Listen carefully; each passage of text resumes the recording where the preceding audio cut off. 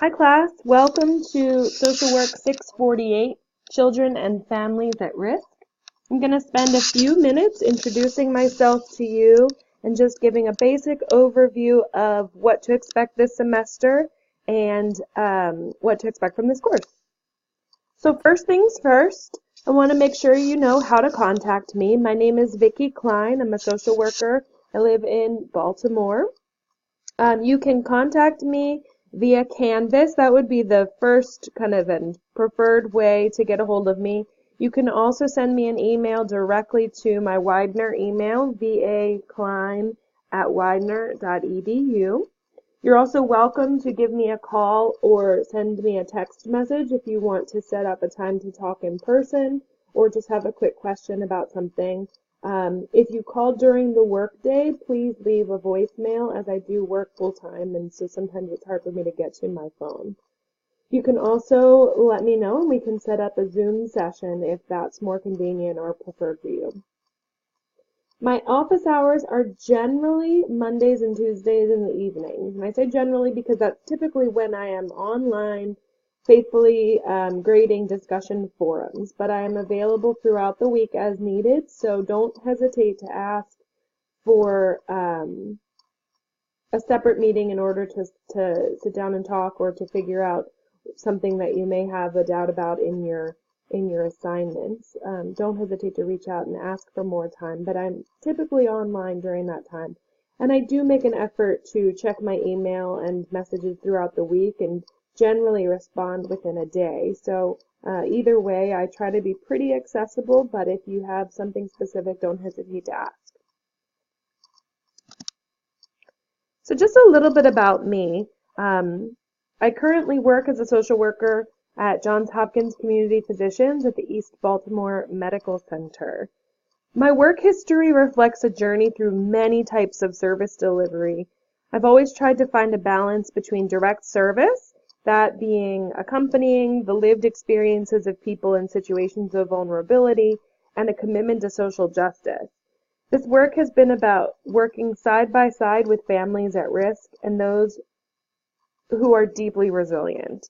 Those facing chronic poverty and homelessness, parents who have permanently lost custody of their kids due to the complicated lives of addiction, trauma, migrant families facing separation of necessity and also that of force by the state. So many ways that people in families face, live, and sometimes overcome challenges that are both personal and political. Aside from working as a community-based social worker in an outpatient medical setting, my primary experience with child welfare has been with immigrant children and families. I previously worked in the field of unaccompanied immigrant children, and I evaluated the safety and appropriateness of placements of unaccompanied migrant children in federal custody by conducting home studies and supervising post-placement services. Later, I worked in Mexico to document and train on the intersection between the public child welfare system and the immigration system and the services that families require in order to stay together in the face of forced family separation and also the services that they require after involvement in the immigration system should they return to their country of origin either through deportation or voluntarily. Currently, in my current day job, I work with a lot of immigrant families, particularly those who are asylum seekers, people who are coming to the country for the first time, and we've seen an increase in children and families from Central America who are coming with increasingly complex needs, particularly those who are coming with trauma histories or complex medical needs. Other issues that need a specialized attention once they arrive to the community. This course will look at the many ways that families experience risk and the role and responsibility of the public systems that exist to protect vulnerable kids, support families, which are the fundamental building blocks of our society. So in this course, there are going to be three main elements. First is class participation, and this is your discussion forum posts. This is completion of all of your readings. reflecting that you're incorporating the readings into your thought process about the content of the course, demonstrating an ability to critically discuss those things, ask questions, interact with one another through the discussion forums. This is always the heaviest part of your grade, and in this course it's 40%. There will also be a series of reflection papers that you will do throughout the course, and these are going to be very brief assignments to reflect on and incorporate the content of the course into your understanding about how to work best with children and families that are at risk. I will share another video a little bit further on to talk about how to do those reflection papers and make sure everybody's clear about the expectations for those. And then finally, your big assignment for this course is going to be an oral presentation about a particular subject area related to children and families at risk, where you're going to look at the history, you're going to look at the dynamic issues impacting families, and you're going to look at interventions, promising interventions, in order to intervene in that particular subject area that you've identified. I utilize class announcements for communication with all of you when I want everybody to hear something and make sure everybody's on the same page about it. Make sure that you have Canvas enabled so that you can see these announcements regularly, because I will often include updates, expectations, and my weekly videos. The goal for this is to help make sure we are all on the same page for the week or about an upcoming assignment. Sometimes if there's an issue in Canvas or I need to make a last-minute change, I do need to send out an announcement, so I just need to make sure that you're in the habit of checking those and seeing those regularly. There will also always be comments attached to any grade I submit for you, whether it's a submitted assignment or a discussion forum. So I need you to make sure that you're familiar with the process of viewing the feedback in Canvas. Sometimes I ask questions of you for clarification or to get you to think about something a little bit more deeply, or to try to get a sense of where you were coming from something. And I'd love to hear back from you if I do ask you a question in the feedback. In the assignments page, I will post instructions for how to view this feedback in case any of you are not sure what I'm talking about or where to access it. I want to make sure that you know how to do that. As I mentioned before, the key to this class is your participation, and discussion forums are the bulk of your grade. So generally speaking, your initial posts are due by Thursday, just before midnight, and any responses and follow-ups are due by Sunday, also just before midnight. There are a couple of times during this course where there may be some exceptions to that rule for when things need to get submitted. So just make sure to pay attention to the instructions and details in the prompt of that discussion forum post in order to make sure you understand kind of when the due date is, if it's different from what is typical. In your syllabus, there is a list of good internet etiquette. I'm sure that by this point in the program, all of you know how to communicate with one another via the internet, but in case anybody is not sure or needs to brush up, please consult your syllabus for that information. I really love to see discussion posts that are not, for lack of a better word, lame. And I know that in your coursework so far, you have all seen examples of lame discussion forum posts. Please avoid filling your discussion forum posts with fluff, especially in the responses. Try to demonstrate critical thinking. I want to see the content of your thinking. I want you to dig deep and push one another and ask one another questions and engage with one another. If you fill up your discussion forum posts with fluff, we don't get the intended purpose of these discussion forum posts. And so I really encourage you to make sure that you are spending a couple of minutes in trying to really utilize this opportunity to engage with one another, demonstrate your critical thinking, demonstrate your mastery of the course content, and give good responses. You get out of discussion forums what you put into them. And so it's an opportunity to ask questions, answer questions, respond to one another's comments, including mine if I offer them back to you. So I want to help you keep certain things in mind that will definitely set you up for success during the progress of the course. Always proofread your posts. Good writing, proper grammar, high levels of scholarship are good to practice in this course and also in your social work practice. They're all going to be important in grading. I do deduct points for poor writing, especially in your formal assignments. So I always want you to pay attention to APA citations, practice using those in your discussion forums so that when you need to use them in your written assignments, it's just habit and it comes naturally to you. In Canvas, you can find all of the information you need about plagiarism and how to avoid plagiarism both intentionally and accidentally. If you have any questions about mine or Widener's expectations regarding citations and how plagiarism happens, please let me know.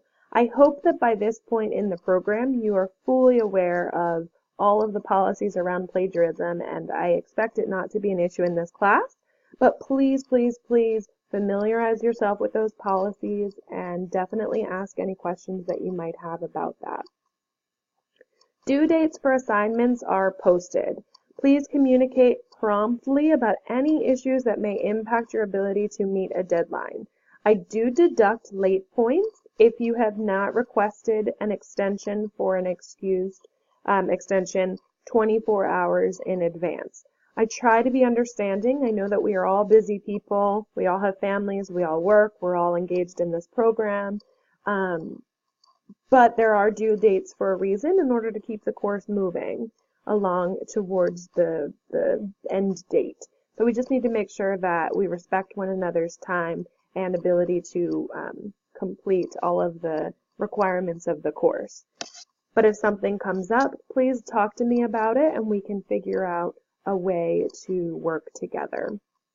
But if you have not asked about this within 24 hours of the deadline, you will certainly be able to still turn in your assignment, but there may be a points deduction for that. I always accept work. It just may not have the same point value as if you had turned it in on time. Any questions that you have, please always feel free to contact me. Any questions that you might have about assignments that are due on a weekend, I ask that you submit by 5 o'clock on Friday so that it gives me time to see them and respond to you before the due date for the assignment, the deadline for the assignment. So as I mentioned, I will hold you to high quality writing standards. I believe that this is an issue of respect for the people that we serve. Agencies, patients, clients, larger movements for social justice deserve professionals who exercise critical thinking and who demonstrate their commitment to excellence in every way.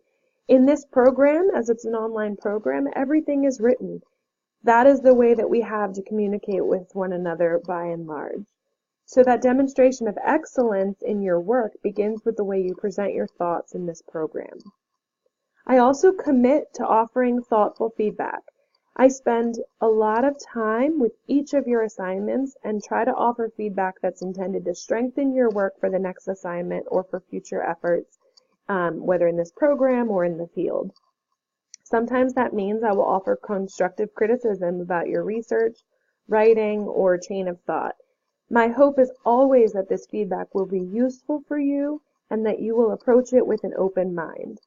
I also ask that you apply the feedback when appropriate, especially if it's something that's intended to strengthen your work throughout the course. I expect to see you trying to apply that feedback.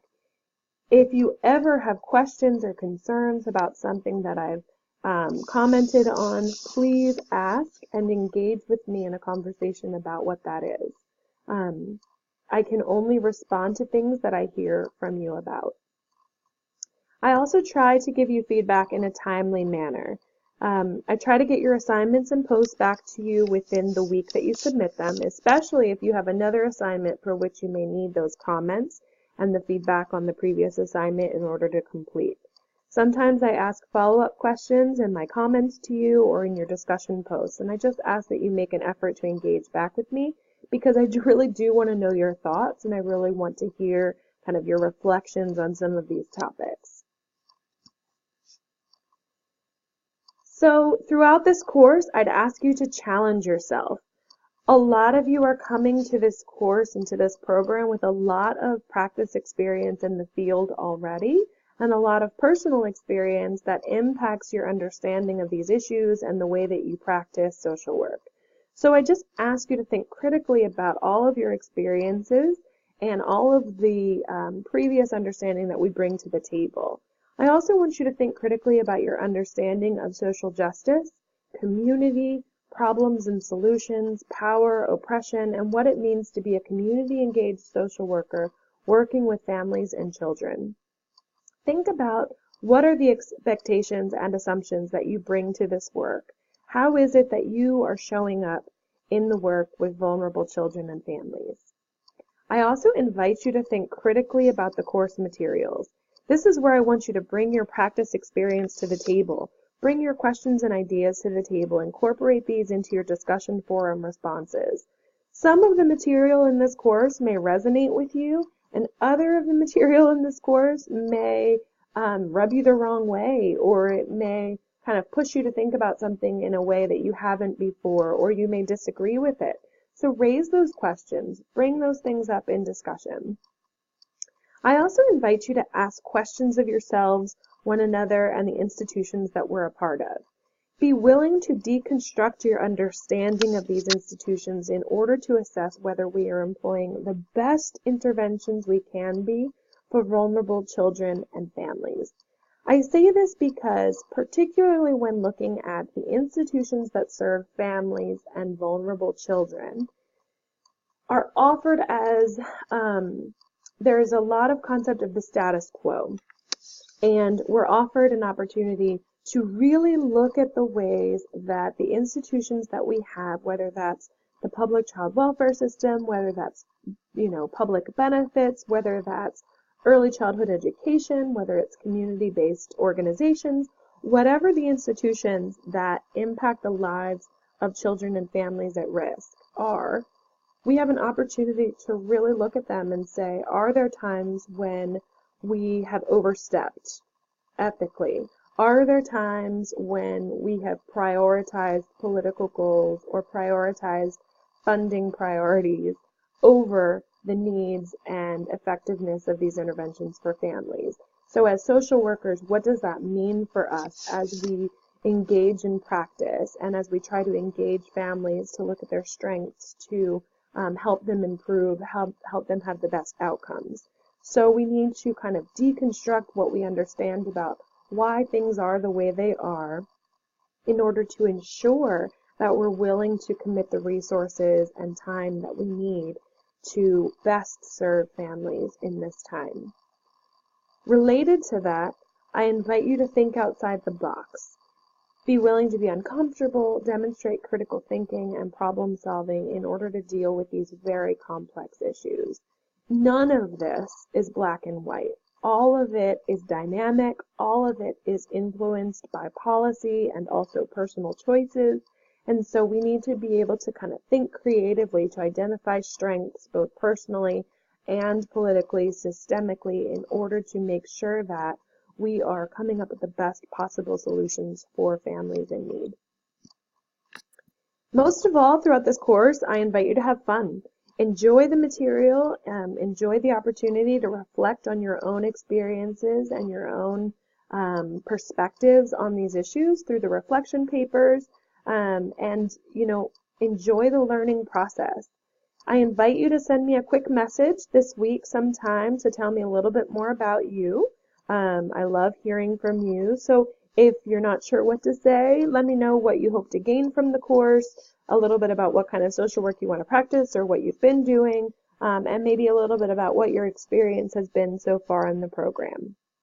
As always, if you have any questions, concerns, comments, ideas, please don't hesitate to reach out to me. I love engaging with you throughout the course, and I hope that we have a wonderful 7 weeks together.